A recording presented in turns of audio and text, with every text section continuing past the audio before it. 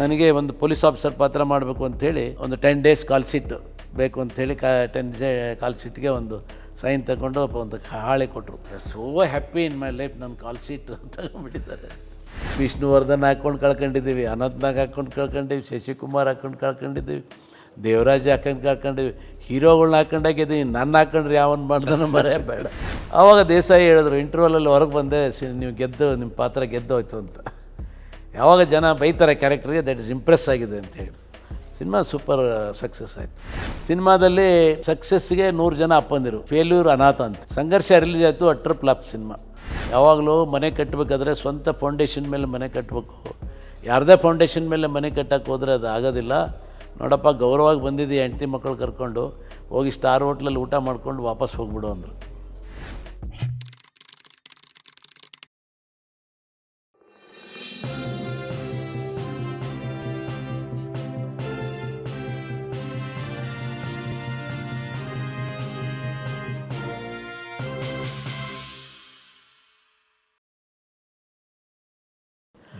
ಅಲ್ಲಿದ್ದಾಗ ಮತ್ತೆ ಅಲ್ಲಿ ನಮ್ಮ ತಹಸೀಲ್ದಾರು, ಬಿ ಡಿ ಒ, ಆಮೇಲೆ ಕಣ್ಣಪ್ಪ ಅಂತ ಒಬ್ಬರು ಅಡ್ವೊಕೇಟು, ಡಾಕ್ಟ್ರು ಶ್ರೀಪತಿ ಅಂತ ಇದ್ದಾರೆ. ಈಗ ನಾಟಕ ಆಡಬೇಕು ಅಂತ ಅಲ್ಲಿ ಏನಾಯಿತು, ಒಂದು ತೇರ್ಮಲ್ಲೇಶ್ವರ ದೇವಸ್ಥಾನ ಇದೆ, ಆ ದೇವಸ್ಥಾನಕ್ಕೆ ಒಂದು ರಥ ಮಾಡಬೇಕು ಅಂತ ಎಲ್ಲ ಇದು ಮಾಡಿದ್ರು.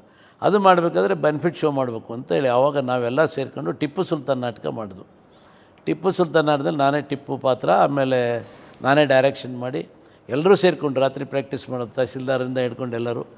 ಅದು ಮಾಡಿ ಆವಾಗ 88,000 ಕಲೆಕ್ಷನ್, ಅದು 89 ಮಾಡಿ 55,155 ರೂಪಾಯಿ ಕೊಟ್ಟು ರಥ ನಿರ್ಮಾಣ ಮಾಡಿದ್ವಿ. ಹಿರಿಯೂರಲ್ಲಿ ಈಗಲೂ ಕೂಡ ನಮ್ಮ ಹೆಸರಲ್ಲೇ ಅದು ತೇರಿದೆ, ರಥ ಇದ್ದು. ಅದಾಯಿತು. ಆಮೇಲೆ ನೆಕ್ಸ್ಟು ಒಂದು ಡ್ರಾಮಕ್ಕೆ ನಂಜುಂಡಪ್ಪ ಬಂದು, ಈ ಡ್ರಾಮಾಕ್ಕೆ ನಂಜುಂಡಪ್ಪ ಕರೆದ್ರು. ಅಷ್ಟೊತ್ತಿಗೆ ಇನ್ನೊಂದು ಸ್ವಲ್ಪ ಪರಿಚಯ ಆಗಿತ್ತು, ಸಾಂಗ್ಲಿಯಾನವನ್ನು ಮಾಡಿದ್ರಲ್ಲ ಅವರು ಬಂದಿದ್ದರು. ಅವರು ನೋಡಿದರು, ನೀವು ಯಾಕೆ ಸಿನಿಮಾ ಮಾಡಬಾರ್ದು, ನೋಡೋಣ ಮಾಡ್ತೀನಿ ಟೈಮ್ ಬಂದರೆ ಅಂದೆ. ಆಮೇಲೆ ನೆಕ್ಸ್ಟು ಕುರುಕ್ಷೇತ್ರ ನಾಟಕ ಮಾಡಿದ್ವಿ. ಕುರುಕ್ಷೇತ್ರ ಮಾಡಿದಾಗ ಲೀಲಾವತಿ ಅವ್ರನ್ನ ಕರೆದಿದ್ವಿ, ಸಾರಾ ಗೋವಿಂದು, ಲೀಲಾವತಿ ಇವರೆಲ್ಲ ಬಂದರು. ಆವಾಗ ಲೀಲಾವತಿಯವರು ನನ್ನ ಕುರುಕ್ಷೇತ್ರ ಪಾತ್ರ, ಭೀಮನ್ ಪಾತ್ರ ನೋಡಿ ಭಾಳ ಮೆಚ್ಚುಗೆ ವ್ಯಕ್ತಪಡಿಸಿ ಬಲೆ ಭೀಮ ಅಂಥೇಳಿ ಇದು ಮಾಡಿದರು. ಅದಾದಮೇಲೆ ನಂಜುಂಡಪ್ಪನವ್ರದ್ದು ಲಿಂಕ್ ಆಯಿತು ನನಗೆ.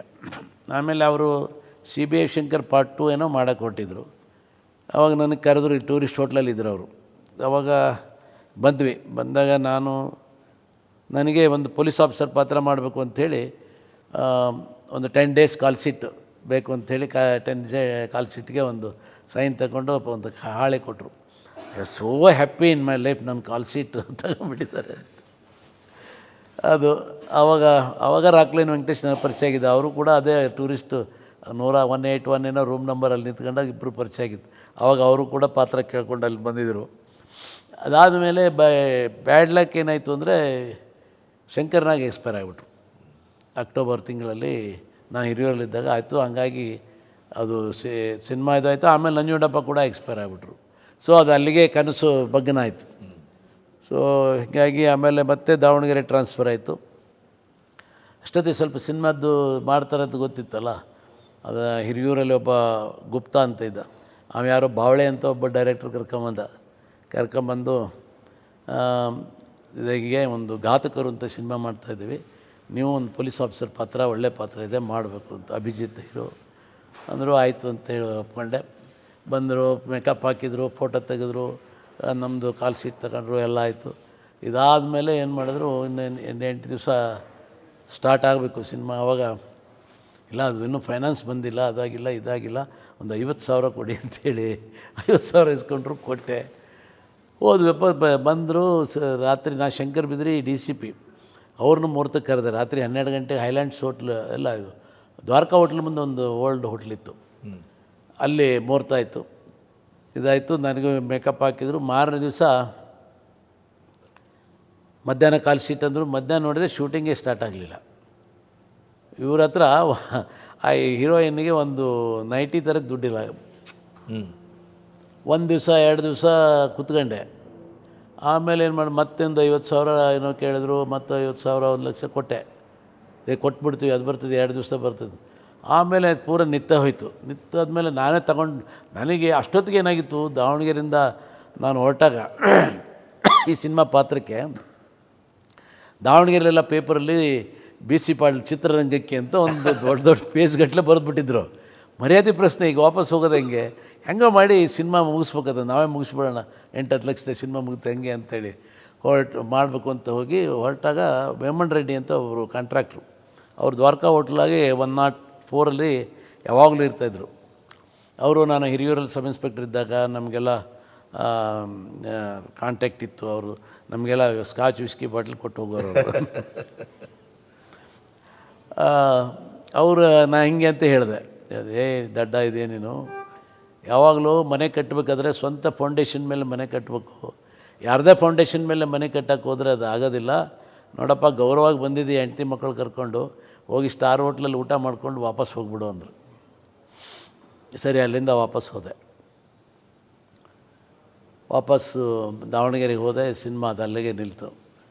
ಅದಾದಮೇಲೆ ನನಗೆ ಮೊದಲೇ ಆ ನಂಜುಂಡಪ್ಪ ಅವ್ರ ಕಡೆಯಿಂದ ಇವರು ಪುರುಷೋತ್ತಮ್ ಅಂಥೇಳಿ ಸಾಂಗ್ಲಿಯನ ಒಂದು ಪ್ರೊಡ್ಯೂಸರ್, ಅವರು ಕೃಷ್ಣರಾಜು, ಅವರು ದಾವಣಗೆರೆಯಲ್ಲಿ ಅವರಪ್ಪ ಅವರು ಸೂಪರಿಂಟೆಂಡೆಂಟ್ ಇಂಜಿನಿಯರ್ ಏನಿದ್ರು, ಅವ್ರು ಬರ್ತಾಯಿದ್ರು. ನಾನು ಸಬ್ ಇನ್ಸ್ಪೆಕ್ಟ್ರೆಲ್ಲ ಮಾತಾಡಿಸಿ, ಈಗ ನಾವು ಇನ್ನೊಂದು ಸಿನಿಮಾ ಮಾಡ್ತಾಯಿದ್ದೀವಿ ಸಂಘರ್ಷ ಅಂತ, ನೀವು ಆ್ಯಕ್ಟ್ ಮಾಡೋದು ಬನ್ನಿ ಅಂತಂದರು. ಸರಿ, ಅದು ಆಸೆ ಇತ್ತಲ್ಲ ಸಿನಿಮಾದಲ್ಲಿ ಮಾಡೋಂಥದ್ದು. ಬೆಂಗಳೂರು ಬಂದೆ. ಅಲ್ಲಿ ಸುನೀಲ್ ಕುಮಾರ್ ದೇಸಾಯಿ ಪರಿಚಯ ಆಯಿತು, ವಿಷ್ಣುವರ್ಧನ ಹೀರೋ. ಅವಾಗೊಂದು 15 ದಿವಸ ಇದ್ದೆ ಬೆಂಗಳೂರಲ್ಲಿ. 15 ದಿವಸ ಇದ್ದು ಶೂಟಿಂಗ್ ಮಾಡಿದ್ರು, ಎಲ್ಲ ಆಯಿತು.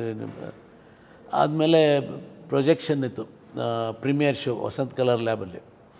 ಆವಾಗ ಶಂಕರ್ ಬಿದ್ರಿ ಇವ್ರನ್ನೆಲ್ಲ ಕರೆದೆ, ನಾನು ಸಿನಿಮಾ ಮಾಡಿಬಿಟ್ಟಿನಿ ಬರ್ರಿ ಅಂತ. ಬಂದರು, ಸಿನಿಮಾ ನೋಡ್ತೀವಿ. ಸಿನಿಮಾ ಜೂನಿಯರ್ ಆರ್ಟಿಸ್ಟ್ಗಿಂತ ಕಡಿಮೆ ಇದೆ ಪಾತ್ರ. ಒಂದೇ ಒಂದು ಕ್ಲೋಸಪ್, ಹಿಂಗೆ ಕತ್ತಿ ಎತ್ತಿದ್ಬಿಟ್ರೆ ಏನೂ ಇಲ್ಲ ಪಾತ್ರ. ನನಗೆ ಹೊರಗಡೆ ಬಂದು ಬೈದ್ರು, ನೀನೇನು ಮನುಷ್ಯ, ಏನು ತೆಲಗಿಲೆ ಕೆಟ್ಟಿದೆ ಅಂತ ಸಿನಿಮಾ ಮಾಡಿದ್ರೆ ಒಳ್ಳೇದು ಮಾಡ್ಬೇಕಂತ ಬಯಸ್ಕೊಂಡೆ, ಸುಮ್ಮನೆ. ಅಷ್ಟೊತ್ತಿಗೆ ಏನಾಯ್ತು, ನನಗೆ ದೇಸಾಯಿಗೆ ಲಿಂಕ್ ಆಗಿತ್ತು. ಇಬ್ಬರು ಉತ್ತರ ಕರ್ನಾಟಕದವರೆಲ್ಲ ಬೇಗ ಹೊಂದ್ಕೊಂಡ್ವಿ, ಗುಂಡು ಪಾರ್ಟಿ ಮಾಡ್ತಾಯಿದ್ವಿ, ಮಾಡ್ಕೊಂಡು ಕ್ಲೋಸ್ ಆಗಿದ್ವಿ. ಸಿನಿಮಾದಲ್ಲಿ ಸಕ್ಸಸ್ಸಿಗೆ 100 ಜನ ಅಪ್ಪಂದಿರು, ಫೇಲ್ಯೂರ್ ಅನಾಥ ಅಂತ. ಸಂಘರ್ಷ ರಿಲೀಸ್ ಆಯಿತು, ಅಟ್ರ್ ಫ್ಲಾಪ್ ಸಿನಿಮಾ. ಅದಾದ ತಕ್ಷಣ ಅಷ್ಟೊತ್ತು ದೇಸಾಯಿ ನಾನು ಹಿರೇಕೆ ದಾವಣಗೆರೆಲಿದ್ದೆ, ಅಲ್ಲಿ ನಮ್ಮ ಮಗಳ ಬರ್ಡೇಗೆ ಅದೆಲ್ಲ ಬರೋರು ಲಿಂಕ್ ಇತ್ತು. ಆಮೇಲೆ ಬಂದರು, ಸಿನಿಮಾ ಸೋತ ಮೇಲೆ ಇಲ್ಲ ಇದಾಗೋಯ್ತು, ವಿಷ್ಣುವರ್ಧನ್ ಅವ್ರು ಕಾಲ್ ಶೀಟ್ ಕೊಡ್ತಾರೆ, ನೀವೇ ಒಂದು ಪ್ರೊಡ್ಯೂಸ್ ಮಾಡಿಬಿಡಿ ಸಿನಿಮಾದು. ಅಯ್ಯೋ, ಎಲ್ಲಿಂದ ದುಡ್ತಾರೆ, ನಾವಿಷ್ಟೆಲ್ಲ ಇದು ಮಾಡೋಕ್ಕಾಗಲ್ಲ ಅಂತ ಹೇಳಿದೆ. ಇಲ್ಲ ವಿಷ್ಣುವರ್ಧನ್ ಅವ್ರು ಕಾಲ್ ಶೀಟ್ ಕೊಡ್ತಾರೆ, ಮಾಡಿಬಿಡೋಣ, ಅದು ಫೈನಾನ್ಸ್ ಸಿಕ್ಬಿಡ್ತದೆ, ಹಾಗೆ ಹೀಗೆ ಎಲ್ಲ ಹೇಳಿದರು. ಆಮೇಲೆ ನನಗೇನು ಅಂದರೆ ದೇಸಾಯಿ ಮೇಲೆ ಒಂದು ವಿಶ್ವಾಸ ಇತ್ತು. ಅವ್ರದ್ದು, ನಾನು ಹಿರಿಯೂರಲ್ಲಿದ್ದಾಗ ತರ್ಕ ಉತ್ಕರ್ಷ ಸಿನಿಮಾ ನೋಡಿದ್ದೆ. ಸೊ ಇದು ಒಳ್ಳೆ ಸಿನಿಮಾ ಮಾಡಿದರು. ಆವಾಗ ಅಂದ್ಕೊಂಡೆ ಮಾಡಿದ್ರೆ ಆಯಿತು. ನಾನೊಂದು ವಿಲನ್ ಪಾತ್ರ ಮಾಡಿದರೂ ಕೂಡ ದೇಸಾಯಿ ಇದರಲ್ಲಿ ಒಳ್ಳೆ ನೆಗೆಟಿವ್ ಶೇಡಿಗೆ ಚೆನ್ನಾಗಿ ಕೊಡ್ತಾರೆ ಅಂತ ನಾನು ಅವ್ರಿಗೆ ಹೇಳಿದೆ. ಆಯಿತು, ನಾವು ಮಾಡೋಣ, ನನಗೆ ನೆಗೆಟಿವ್ ವಿಲನ್ ಪಾತ್ರ ಕೊಡಬೇಕು ಅಂತ. ವಿಷ್ಣುವರ್ಧನ್ ಅಂತ ಹೀರೋ ಮುಂದೆ ನನಗೆ ವಿಲನ್ ಅಂತ ಈಕ್ವಲೆಂಟ್ ಪಾತ್ರ ಹೆಂಗೆ ಕೊಡೋದು, ಆದರೂ ಅನಿವಾರ್ಯವಾಗಿ ಒಪ್ಕೊಂಡ್ರು. ಇನ್ನು ಅವ್ರಿಗೆ ಕೆಲಸ ಬೇಕಾಗಿತ್ತು, ಸಿನಿಮಾ ಬೇಕಾಗಿತ್ತು. ಒಂದು 4 ಲಕ್ಷ ತೊಗೊಂಬನ್ನಿ ಸಾಕು ಅಂತ ಹೇಳಿದ್ರು. 4 ಲಕ್ಷ ತಗೊಂಡು ಹೋದ್ವಿ. ಆಮೇಲೆ 10 ಲಕ್ಷ ಖರ್ಚಾಯಿತು. ಯಾವಾಗ ಹೊಸ್ದಾಗಿ ಹೋಗಿದ್ನಲ್ಲ, ಯಾರು ಸಬ್ ಇನ್ಸ್ಪೆಕ್ಟರ್ ಇದ್ದೆ, ಜಾಬಲ್ಲಿದ್ದೆ, ಯಾರು ಕೇಳಿದ್ರು 1 ಲಕ್ಷ 2 ಲಕ್ಷ ಕೊಡೋರು. ಇದು ಮಾಡ್ಕೊಂಡು 20-25 ಲಕ್ಷದವರೆಗೂ ಖರ್ಚು ಮಾಡಿದ್ವಿ. ಫೈನಾನ್ಸ್ ದಿನ ಹೋಗೋದು, ಅಲ್ಲಿ ಬರ್ತದೆ, ಇವ್ರು ಬರ್ತಾರೆ, ಅವ್ರು ಕೊಡ್ತಾರೆ, ಇವ್ರು ಕೊಡ್ತಾರೆ, ಯಾರೂ ಇಲ್ಲ. ವಿಷ್ಣು ಸಿನಿಮಾ ಫ್ಲಾಪ್ ಆಗಿದೆ, ವಿಷ್ಣುವರ್ಧನ್ ಅವ್ರಿಗೂ ಕೊಡೋರಿಲ್ಲ, ದೇಸಾಯಿಗೂ ಕೊಡೋರಿಲ್ಲ. ಅವ್ರೇನು ಮಾಡೋರು, ಯಾರೋ ಒಂದು PWD ಆಫೀಸಿಗೆ ಕರ್ಕೊಂಡು ಹೋಗೋರು, ಯಾರೋ ಒಂದು FDC ಅವಳು ಹೆಣ್ಮಗಳು ಅಕ್ಕಿ ಕೊಡ್ತೀನಿ ಅಂತ ಹೇಳಿದ್ಲಂತೆ. ನಾವು ಮಧ್ಯಾಹ್ನ ಊಟಕ್ಕೆ ಬ್ರೇಕ್ ಆದ ತಕ್ಷಣ ಅಲ್ಲಿಗೆ ಹೋಗಿ ಕರ್ಕೊಂಡು ಹೋಗೋರು. ಅಕ್ಕಿ ಊಟ ಮಾಡ್ಕೊಂಡು ಕುಂದ್ರವಳು ಕೂತ್ಕೊಂಡು, ಆಮೇಲೆ ಬಂದು ಇಲ್ಲ 4 ದಿವಸ ಬಿಟ್ಟು ಬನ್ನಿ, 5 ದಿವಸ ಬಿಟ್ಟು ಬನ್ನಿ, ಸರಿ ಅಂತ ವಾಪಸ್ ಬಂದು ಕೊನೆ ಫೈನಾನ್ಸ್ ಆಗಲೇ ಇಲ್ಲ. ಹಂಗೋ ಹಿಂಗೋ ಮಾಡಿ ಸಿನಿಮಾ ಮುಗಿಸಿದ್ವಿ ನಾವು. ನಿಷ್ಕರ್ಷ ಸಿನಿಮಾ ಶೂಟಿಂಗ್ ಆಯಿತು. ಶೂಟಿಂಗ್ ಆದಮೇಲೆ ಮುಂದೆ ಪೋಸ್ಟ್ ಪ್ರೊಡಕ್ಷನ್ ವರ್ಕ್ ಇದೆಲ್ಲಕ್ಕೆ ದುಡ್ಡು ಇಲ್ಲ. ಅದು ಏನೋ ಮಾಡಿ ಕಂಪ್ಲೀಟ್ ಮಾಡುವಾಗ ಕೊನೆಗೆ ರಿಲೀಜಿಗೆ ದುಡ್ಡಿಲ್ಲ, ಯಾರೂ ಬಯರ್ಸಿಲ್ಲ. ಆಮೇಲೆ ಸಿನಿಮಾ ಪ್ರೊಜೆಕ್ಷನ್ ಮಾಡಿದ್ವಿ. ಸಿನಿಮಾ ಎಲ್ಲರೂ ಅಪ್ರಿಷಿಯೇಟ್ ಮಾಡಿದ್ರು, ಬಟ್ ಒಬ್ಬರು ಭಯ ಮಾಡಲಿಲ್ಲ, ಒಬ್ಬರು ರಿಲೀಸ್ ಮಾಡೋಕ್ಕೂ ಬರಲಿಲ್ಲ. ಇಂಗ್ಲೀಷ್ ಸಿನಿಮಾ ಇದ್ದಂಗೆ ಐತಿ, ಇದನ್ನು ಯಾರು ನೋಡ್ತಾರೆ, ಹೀರೋಯಿನ್ ಇಲ್ಲ, ಹಾಡಿಲ್ಲ, ಅದಿಲ್ಲ, ಇದಿಲ್ಲ. ಕೊನೆಗೆ ಮತ್ತೆ ಇದೇ ಜಾರಕಿಹೊಳಿ, ಬಾಲಚಂದ್ರ ಜಾರಕಿಹೊಳಿ ಹತ್ರ ಮೌರ್ಯ ಫಿಲ್ಮ್ಸ್ ಯಾರು ಮೌರ್ಯ ಅಂತ ಒಬ್ರದ್ದು, ಅವ್ರ ಮೂಲಕ 10 ಲಕ್ಷ ರೂಪಾಯಿನ ನಾವು ರಿಲೀಸಿಗೆ ತಗೊಂಬಂದು ಎಲ್ಲರದು ಸಾಲ ಕೊಟ್ಟು 10 ಲಕ್ಷಕ್ಕೆ 3 ಲಕ್ಷ ಬಡ್ಡಿ 3 ತಿಂಗಳಿಗೆ ತಂದು ಸಿನಿಮಾ ರಿಲೀಸ್ ಮಾಡಿದ್ವಿ. ನಿಷ್ಕರ್ಷ ರಿಲೀಸ್ ಆಯಿತು. ಸಿನಿಮಾ ರಿಲೀಸ್ ಆದಾಗ 93 December 24th I think 24th release ಮಾಡಿದ್ವಿ. ಸಿನಿಮಾ ಓಪ್ನಿಂಗು ಚೆನ್ನಾಗಿ ಬಂತು. ಥಿಯೇಟ್ರಲ್ಲಿ ಹೋಗ್ತೀವಿ, ದೇಸಾಯಿ ಕ್ಯಾಬ್ ಇದರಲ್ಲಿ ಮೇಲೆ ಕ್ಯಾಬಿನಲ್ಲಿ ಹೋಗಿ ಕೂರ್ತಾರೆ ಅವ್ರು ಯಾವಾಗಲೂ. ಅವ್ರಿಗೇನಂದರೆ ಸೌಂಡ್ ಎಫೆಕ್ಟಿವ್ ಇರಬೇಕು, ಇದು ಇವರೇ ಆಪ್ರೇಟರ್ ಕೆಲಸನೂ ಮಾಡಿಬಿಡ್ತಾರೆ. ಹೋಗಿ ಅಲ್ಲಿ ಕೂತ್ಕೊಂಡ್ರು. ಇಂಟ್ರ್ವಲ್ವರೆಗೂ ಫಸ್ಟು ಅವ್ರಿಗೆ ಭಯ ಇದ್ದದ್ದು ಫಸ್ಟ್ 30-35 ಮಿನಿಟ್ಸ್ ಹೀರೋ ಎಂಟ್ರಿ ಇಲ್ಲ, ವಿಲನ್ ಮೇಲೆ ಹೋಗ್ತದೆ, ಹೆಂಗೆ ಜನ ಸ್ವೀಕಾರ ಮಾಡ್ತಾರೋ ಇಲ್ಲ ಅಂತ. ಆಮೇಲೆ ನನ್ನದೇ ಕ್ಯಾರೆಕ್ಟರ್ ನೋಡಿ ಜನ ಮುಗಿಯೋರು, ನಮ್ಮ ಮಗನ ಎಲ್ಲ ಹೀರೋ ಅದು. ಆಮೇಲೆ ಅಂದರೆ ಈ ವಿಲನ್ ಕ್ಯಾರೆಕ್ಟರ್ ಅಷ್ಟು ಇಂಪ್ರೆಸಿವ್ ಆಗಿತ್ತು. ಹೀರೋ ಬಂದ ತಕ್ಷಣ 5 ನಿಮಿಷ ಥಿಯೇಟ್ರಲ್ಲಿ ಇದು ವಿಷ್ಣು ಎಂಟ್ರಿಗೆ. ಅದಾದಮೇಲೆ ನನ್ನ ಕ್ಯಾರೆಕ್ಟರ್ ಬಂದರೆ ಬೈಯೋರು ಜನ, ಅವನಿಗೆ ಕೌಂಟ್ರ್ ಕೊಡ್ತಾನೆ ಇವನು ಅಂತ. ಆವಾಗ ದೇಸಾಯಿ ಹೇಳಿದ್ರು, ಇಂಟರ್ವಲಲ್ಲಿ ಹೊರಗೆ ಬಂದೆ, ನೀವು ನಿಮ್ಮ ಪಾತ್ರ ಗೆದ್ದೋಯ್ತು ಅಂತ. ಯಾವಾಗ ಜನ ಬೈತಾರೆ ಕ್ಯಾರೆಕ್ಟ್ರಿಗೆ, ದಟ್ ಇಸ್ ಇಂಪ್ರೆಸ್ ಆಗಿದೆ ಅಂತೇಳಿ. ಸಿನಿಮಾ ಸೂಪರ್ ಸಕ್ಸಸ್ ಆಯಿತು. ಸಿನಿಮಾ ಸೂಪರ್ ಸಕ್ಸಸ್ 106 ದಿವಸ ಓಡ್ತು. ಆಪ್ರೇಷನ್ ಸಕ್ಸಸ್, ಪೇಷಂಟ್ ಡೈಡ್ ಅನ್ನಂಗೆ 20 ಲಕ್ಷ ಲಾಸ್ ನನಗೆ. ನಮಗೇನು ಗೊತ್ತಿಲ್ಲ. ಸಿನಿಮಾ ಮಾಡಿದ್ದಕ್ಕೆ ಕಷ್ಟಪಟ್ಟು ಮಾಡಿದ್ವಿ. ಅಲ್ಲಿ ಪ್ರೊಡಕ್ಷನಲ್ಲೂ ಸಾಕಷ್ಟು ಹೋಯಿತು. ಈ ಡಿಸ್ಟ್ರಿಬ್ಯೂಷನಲ್ಲಿ ಒಬ್ಬ ಸಂಜಯ್ ದೇಸಾಯಿ ಅಂತ ರಿಲೀಸ್ ಮಾಡೋದು, ಪ್ರಿಂಟ್ ಆ್ಯಂಡ್ ಪಬ್ಲಿಸಿಟಿ ಅಷ್ಟೇ ಮಾಡಿದ್ದು ಮನುಷ್ಯ. DR ಅಂದ್ರೆ ಗೊತ್ತಿಲ್ಲ, DCR ಅಂದ್ರೆ ಗೊತ್ತಿಲ್ಲ. ಅವ್ರು ಹೇಳಿದ್ದೆ ಈ ಥಿಯೇಟ್ರ್ ಬಾಡಿಗೆ ಇಷ್ಟು ಅಂದರೆ ಅವ್ರು ಹೇಳಿದ್ದು ಒಪ್ಕೋಬೇಕು. ಎ ಅಮೌಂಟ್ ಇಷ್ಟಮ್ಮ, B ಅಮೌಂಟ್ ಇಷ್ಟ ನಾವು. ಅವಾಗ ಏನು ಕೊಟ್ಟು ನಾವು ಒಬ್ಬನೇ 18.25 ಲಕ್ಷ ಕಮಿಷನ್ ತೊಗೊಂಡು ಅವಾಗ ನೋಡಿ ತಗೊಂಡು ಇದಾಗಿ ಕೊನೆಗೆ 20 ಲಕ್ಷ ಲಾಸು ಸಿನಿಮಾ. ನಿಷ್ಕರ್ಷ. ಸೊ ಸಿನಿಮಾದಲ್ಲಿ ಒಂದು ಸರಿ ಇಡ್ಲಿ ವಡೆ ತಿಂದವ್ರು ವಾಪಸ್ ಹೋಗಲ್ಲಂತ. ಮತ್ತೆ ಎಲ್ಲಿ ಕಳ್ಕೊಳ್ಳಿದ್ದು ಅಲ್ಲೇ ಹುಡುಕಬೇಕು. ಇಡ್ಲಿ ವಡೆ ಒಂದು ಸರಿ ತಿಂದು ರುಚಿ ಹತ್ತು ಅಲ್ಲೇ ಸಿನಿಮಾದಲ್ಲೇ ಇರ್ತಾರೆ.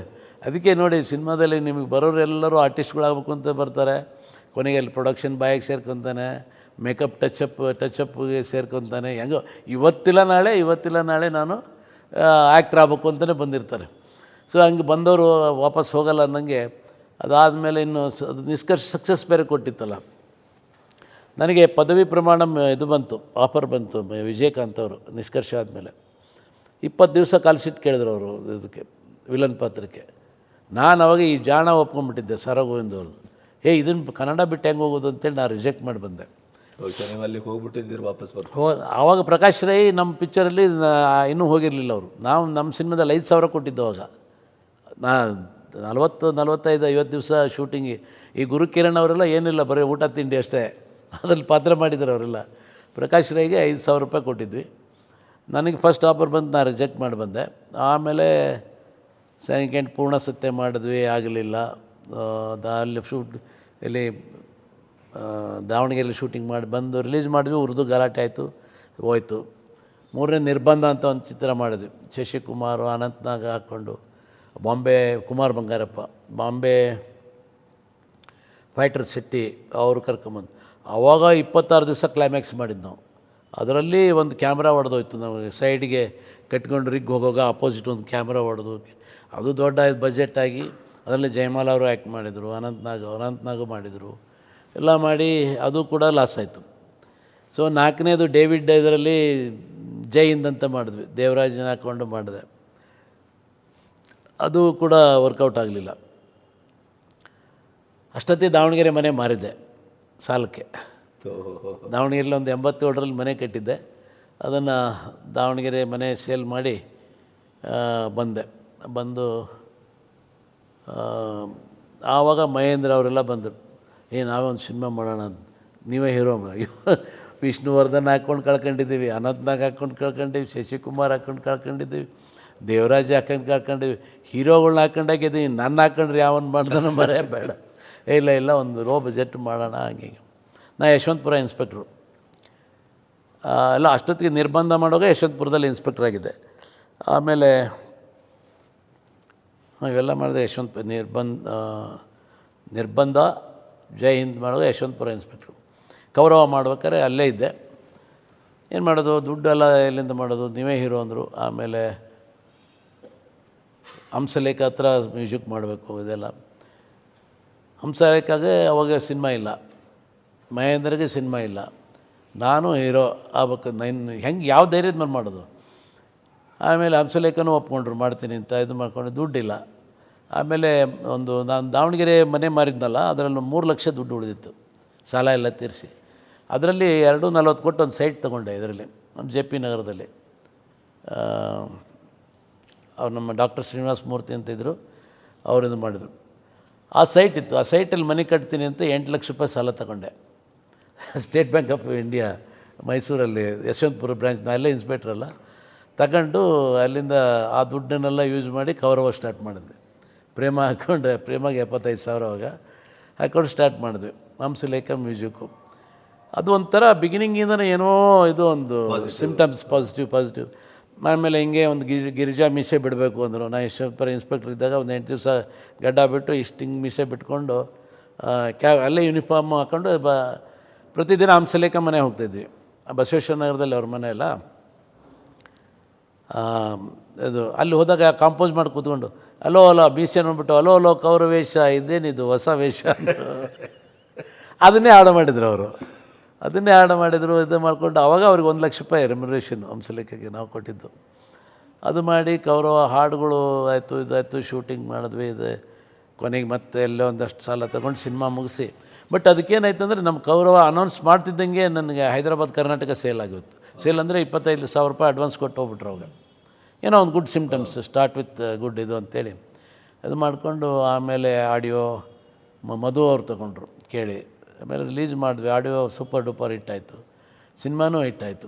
ಕೌರವದಿಂದ ನನಗೆ ಒಂದು 50 ಲಕ್ಷ ಪ್ರಾಫಿಟ್ ಬಂತು ಅವಾಗ. ಆವಾಗ ಸಾಲ ತಗೊಂಡು ಮನೆ ಕಟ್ಟಿದ್ದಿಲ್ವಲ್ಲ, ಈ ಮನೆ ಕಟ್ಟಿದ್ದಲ್ಲ JP ನಗರದಲ್ಲಿ ಮನೆ ಕಟ್ಟಿ ಅಲ್ಲಿಂದ ಸಿನಿಮಾ ಕ್ಯಾರಿಯರ್ ಸ್ಟಾರ್ಟ್ ಆಯಿತು ಸರ್. ಆಲ್ಮೋಸ್ಟ್ ಪೊಲೀಸ್ ಕೆಲಸಕ್ಕೆ ಸಿಕ್ಲಿ ಮಾಡಿ ಸಿನಿಮಾ ಮಾಡ್ತಾಯಿದ್ದೆ.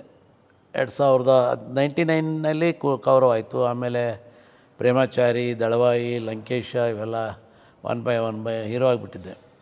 ಆವಾಗ 2003ರಲ್ಲಿ ಏನಾಯಿತು, ದಿನಕರ್ ಅಂತ DG ಬಂದರು.